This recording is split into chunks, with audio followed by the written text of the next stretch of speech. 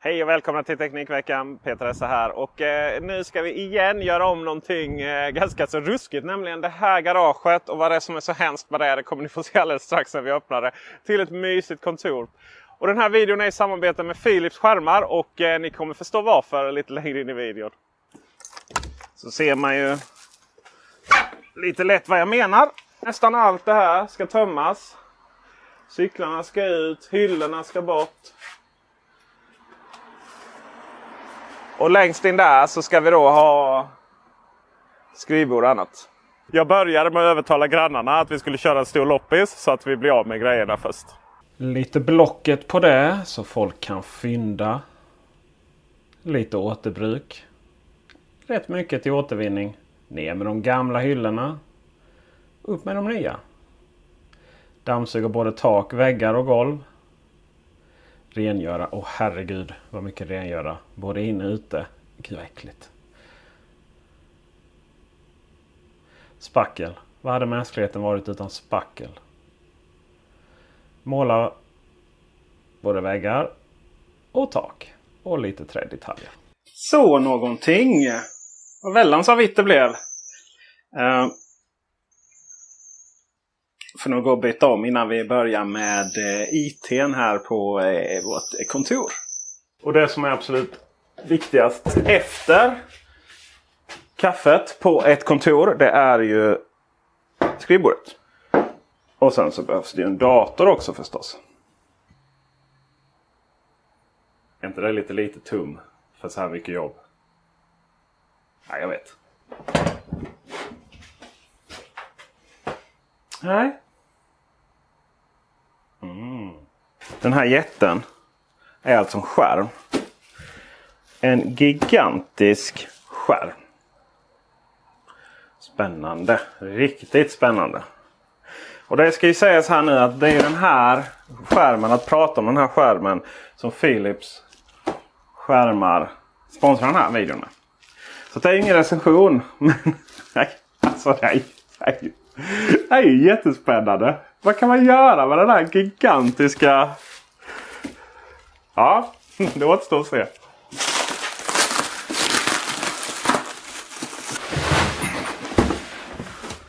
.32 skärm. Det är brett. USB-C docking. Multi-client integrated KVM. Works with Windows Hello. 49 tum. 48,8 för att vara exakt. Do not open from this side. Okej.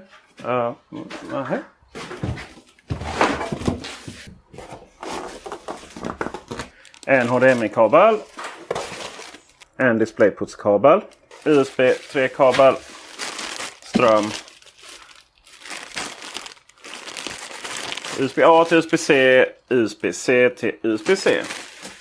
De vill verkligen att vi ska följa instruktionerna hur vi packar upp den. Först och främst tar vi bort stativet. Öppnar upp så att vi kan sätta dit det. Och det görs med hjälp av 4 skruvar vi hittar i en påse. Därefter så lyfter vi upp den med frigoliten på. Av med den. Av med alla plast och klistermärken. Men det är någonting som inte känns bra fortfarande. Vad jag gör? Jag viker tvätt.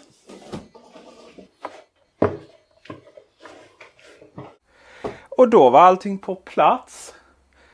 Blev lite bättre proportioner. Plats med lite lampor där bak. Och vi börjar väl provköra skärmen här. Går inte starta kameran. Jodå.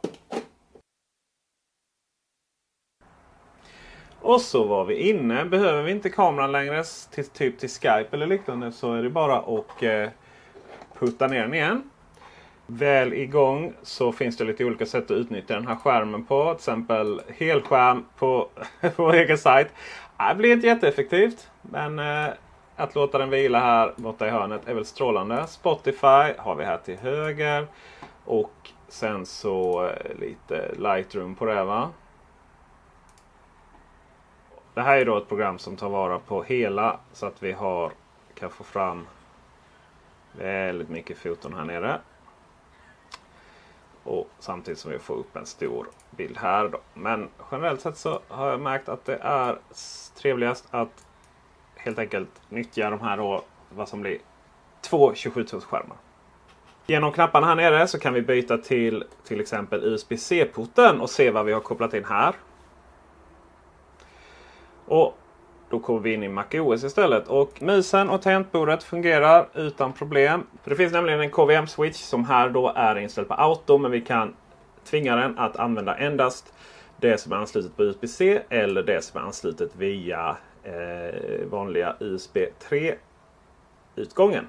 Väl i MacOS så blir det en hel del Final Cut. Och det här är verkligen ett program som utnyttjar all yta så här. Det är väldigt, väldigt trevligt att redigera film på det här sättet.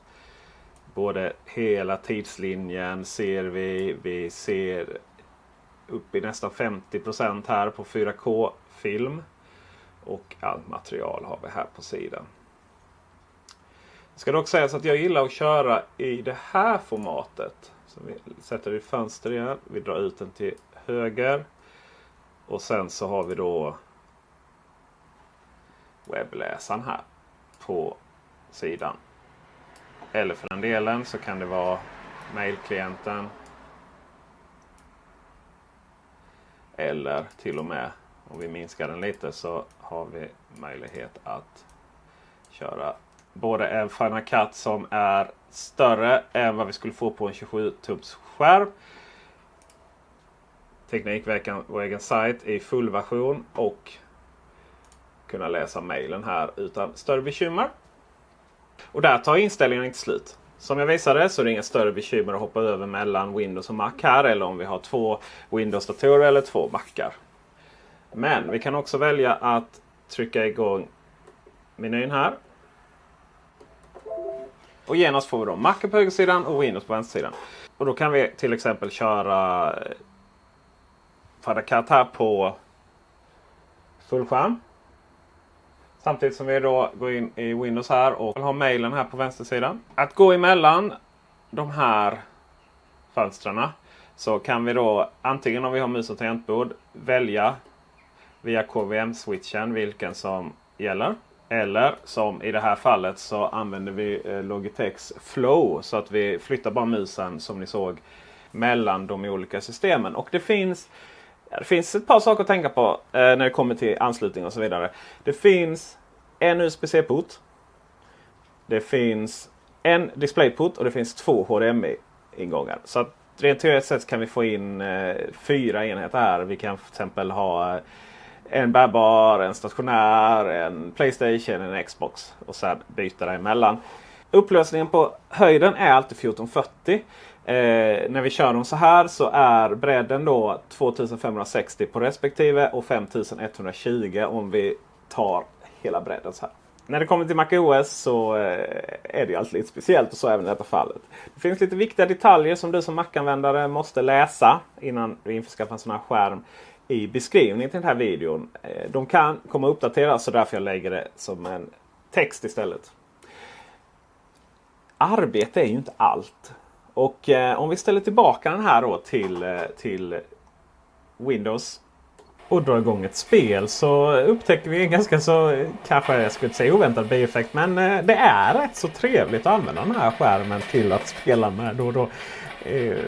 Jag kan väl säga att Field of View som så vackert heter är ganska så brett. Men i slutändan så blir det kanske absolut mysigast när vi förenar nytta med nöje.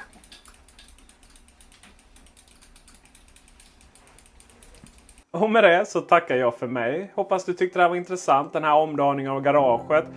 Den här ganska så speciella men väldigt trevliga skärmen. Om så var fallet, glöm inte att prenumerera, ge en tumme upp och fortsätt diskussionen i kommentarsfältet eller på bubblan.teknikveckan.com. Ha det gott, så hörs vi. Hej!